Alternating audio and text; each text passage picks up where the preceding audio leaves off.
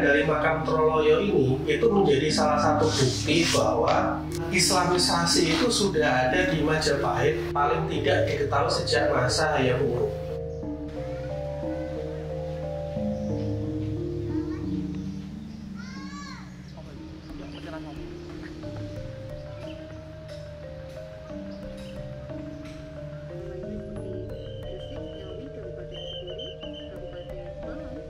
Sejarah penelitian tentang situs Troloyo itu naik turun. Nah, misalnya di zaman kolonial India Belanda ya khususnya itu ya, yang pertama kali merekam keberadaan eksistensi Troloyo kemudian ditulis dan disebarkan di dunia akademik itu adalah P.J. Vet. P.J. Vet itu profesor di Universitas Leiden yang menulis terkait ensiklopedia Jawa.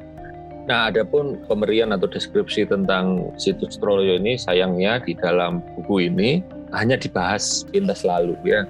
Maksudnya sepintas lalu apa ya? Di situ disebutkan ada nisan makam kuno gitu aja. Rentang tahun dari yang penelitian terlama itu ya, yang terutama yang dimulai Dami itu dia menyebutkan 1368 sampai 1369 gitu kan.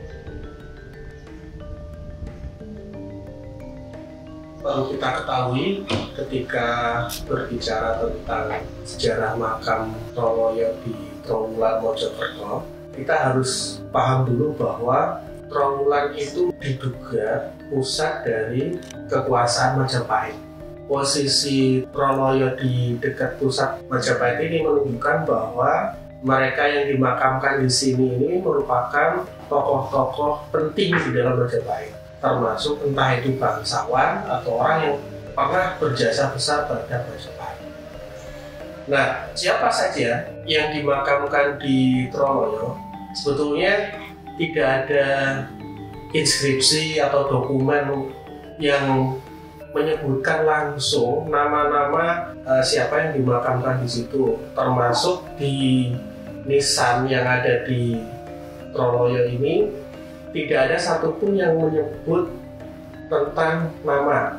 Yang ada hanya tulisan berbahasa Arab, kutipan dari ayat-ayat dari Al-Quran.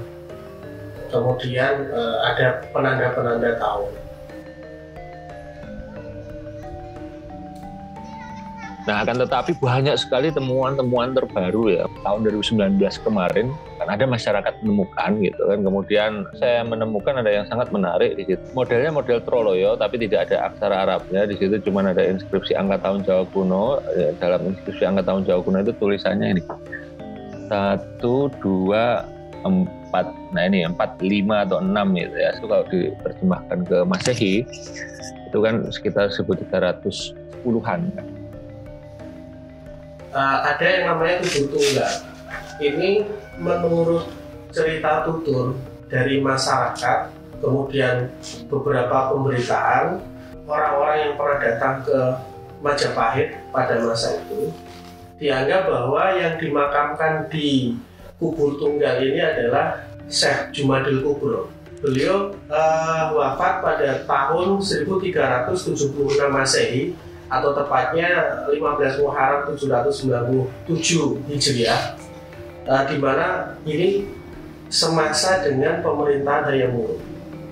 Nah, Syekh Husain Jumadil Kubro ini atau Syekh Jumadil Kubro ini dianggap merupakan leluhur dari para wali yang ada di Jawa. Kenapa? Karena dari beliaulah itu cikal bakal Wali Songo lahir. Ini didukung misalnya sama berita asing. Berita-berita asing itu apa? Terutama dari berita Tionghoa.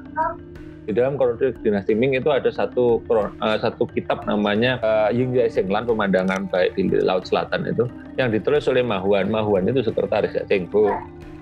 Nah, ketika sekretaris Cheng Ho berkunjung ke sana gitu kan, nah, di situ disebutkan komunitas yang ada di muara sungai, bahkan sampai ke ibu kota itu ada 3 besar komunitas ya. Yang pertama jelas pribumi. Nah, terus habis itu yang menariknya dia sebutkan 2 kategori lain itu selain pribumi. Yang pertama itu Hui-Huiren. Hui-Huiren itu berarti artinya orang Hui-Hui. Hui-Hui itu sampai saat ini masih ada satu etnis di Tionghoa sana, itu di daerah barat. Nah, itu agamanya semua agamanya Islam. Kemudian setelah kelompok 2 ini ada kelompok berikutnya namanya Tangren. Tangren itu artinya orang-orang dari Tang, dinasti Tang itu loh, yang kemudian lari sejak kerajaan Tang ini hancur, dinasti Tang ini hancur di Cina sana karena konflik terus gitu ya. Sampai zamannya dinasti Yuan yang dikuasai oleh Mongol itu kan, Cina itu. Nah di situ dia bilang mayoritas mereka itu Islam dan memeluk Islam itu dengan taat, maksudnya sembahyang, puasa gitu, baju mereka bagus, maksudnya menutup aurat gitu loh.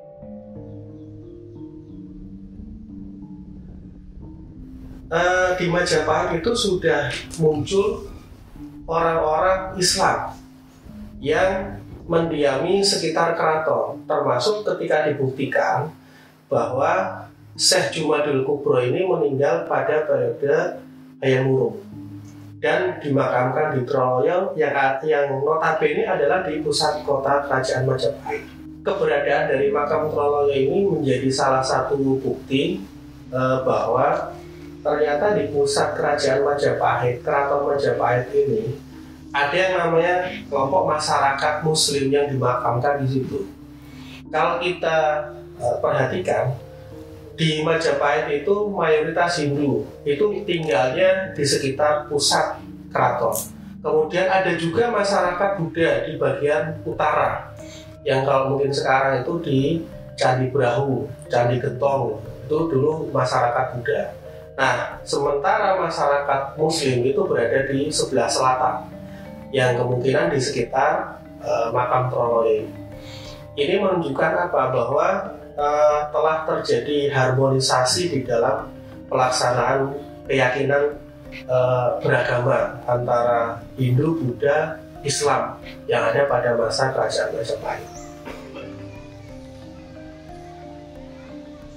Nah sayangnya sekali lagi redup lagi gitu ya, karena ya itu tadi kita pahamnya Majapahit itu kan masa Hindu Buddha gitu loh, dan karena dikategorikan sebagai periode Hindu Buddha jadi masa Islamnya sering terlupakan gitu ya, cuma dibahas, kalaupun dibahas sekintas lalu gitu.